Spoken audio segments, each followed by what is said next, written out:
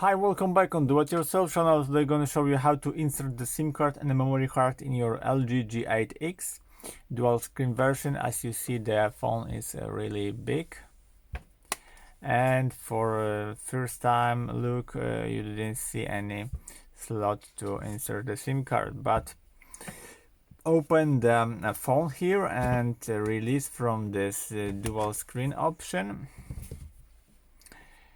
Get your phone in your hand and search for app here and insert here in the little hole on the upper side the key, and you're gonna see the SIM card tray, and there is two place for the two SIM card like this. This will be the option of the dual SIM card, and second thing is to insert the memory card here like this, and there will be option with the one SIM card and the memory card.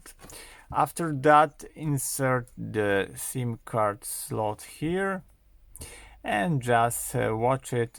Phone gonna be see your SD card and see the network connection on the upper side here. And that's it. I hope the video is helpful for you. If yes, you can leave like, leave comment and leave subscribe, and see you by next video. Hey!